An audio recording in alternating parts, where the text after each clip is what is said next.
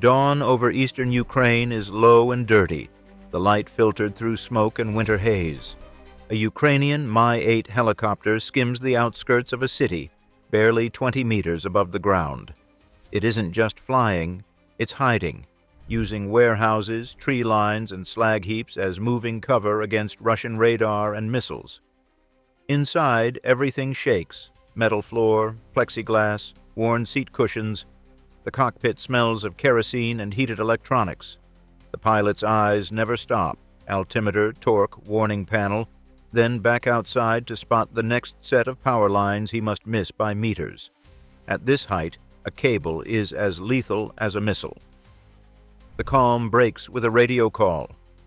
Hammer 1, this is ground post. Suspected Shahed noise, Sector 4, low altitude. Bearing 085, moving west. One phrase cuts through the engine noise: suspected Shahed. In the cabin, the systems operator straightens over his console. The Mi-8's interior is improvised armor and bolted-on tech, extra radios, flare boxes, ammunition cans, and, at the heart of the mission, the sensor turret controls. His hands move automatically, waking the electro-optical system under the helicopter's nose. Outside, the turret is just a dark sphere. Inside are stabilized cameras, high-zoom daytime optics, and a thermal imager on gimbals that keep the picture steady even while the airframe bucks in turbulence. The operator slews the turret forward and starts searching the sector.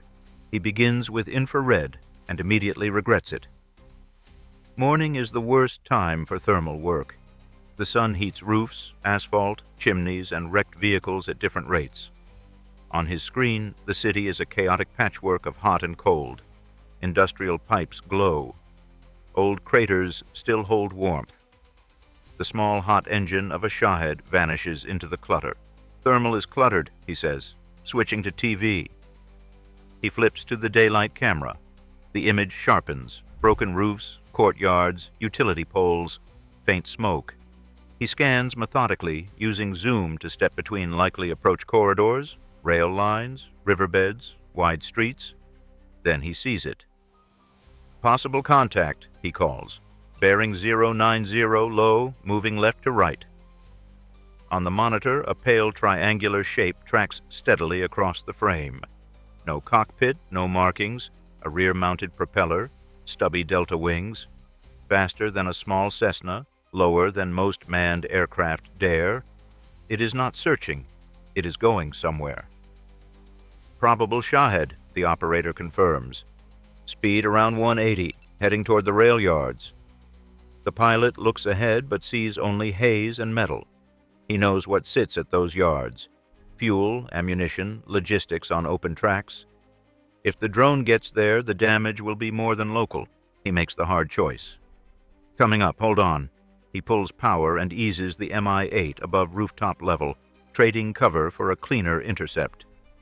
At this height, they are a better target for enemy air defenses, but staying low would mean losing the drone in the buildings. The helicopter surges, rotors beating the air harder. In the open doorway, the door gunner clips into his harness and swings the M134 minigun outboard. 6 rotating barrels, electrically driven, fed by a belt of 7.62 millimeters. He flips the safeties and scans, trying to pick up the incoming shape visually. Rules of engagement, the co-pilot reminds.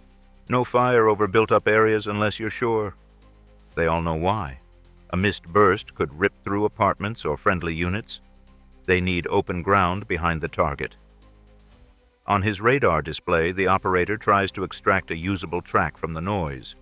The Shahed's radar cross-section is tiny. The city fills the scope with reflections from cranes and bridges.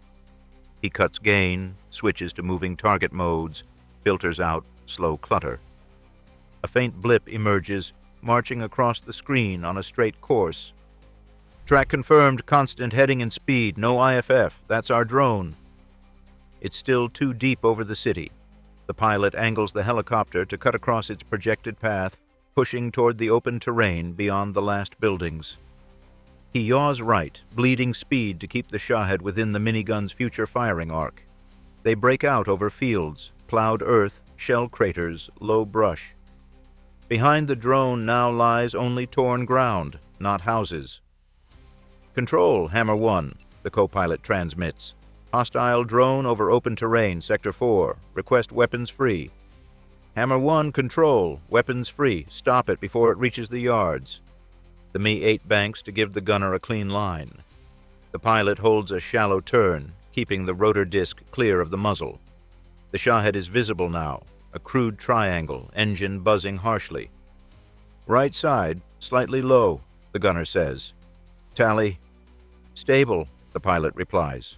"You're clear to fire." The minigun spins up with a high whine.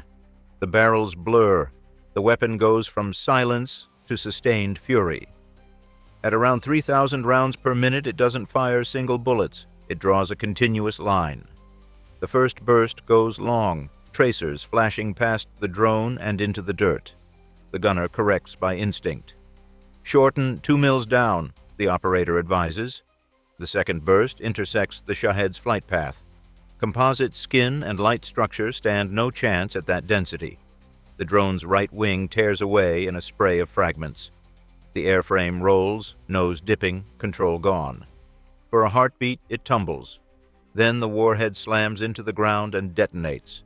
The explosion is brutal rather than dramatic, a solid blast punching a shockwave across the open field. Earth rises in a low dome. No secondary detonations, no fuel train cooking off, just a single crater where a guided warhead used to be. "Target destroyed," the gunner reports, breathing hard. In the cockpit, the warning systems stay quiet. No missile tones, no radar locks. The pilot drops them back toward treetop level into the protective clutter of structures and trees. Everyone on board knows the pattern. Shaheds seldom fly alone. The first may be a pathfinder. Others can follow the same corridor once defenses relax. The sky delivers the next threat. The missile warning receiver screams. A red light flashes. Infrared seeker activity, high intensity. At the same moment, the door gunner sees a white trail clawing up from a tree line. "Missile 3 o'clock low." The pilot reacts instantly. Right pedal, hard cyclic input. The helicopter yaws and rolls into a violent brake. The horizon spins in the gunner's view. The rotor disc shudders under the load. "Flares!" the co-pilot snaps, hitting the dispenser. Flare launchers along the tail boom spit their sequence. Bright magnesium decoys streak out, burning hot behind and below the helicopter. An IR jammer strobes its code, trying to confuse the seeker. The missile homes on heat, not logic. A moment ago, the Mi-8's exhaust was its brightest source. Now, several hotter targets bloom closer. The missile curves toward a flare and detonates early. The blast is close. The shockwave batters the helicopter sideways. Shrapnel rattles off armor and thin skin. Warning lights blink, then settle as the pilot steadies the machine. "Systems check," he orders. Fuel holds. Hydraulics show minor fluctuations but remain within limits. One generator drops offline, the other carries the load. They are damaged, but still mission capable. The gunner glances at the ammunition feed. Hundreds of rounds gone. The belt is thinner now. They cannot stop everything. But each Shahed shot down on approach is one less explosion in a city, one less crater in a rail yard. Hammer 1 settles back into the low-level maze, an aging helicopter doing a modern job. For this crew, the mission is simple and unforgiving. Find the buzzing triangles early, stop them over empty ground, and survive long enough to do it again. For now, the rail tracks behind them remain intact. The lights in the city stay on. Ammunition trains still sit on their rails instead of scattered in burning fragments. It is a small, temporary victory, but enough reason for the Mi-8 to turn back toward the threat sector and begin another search.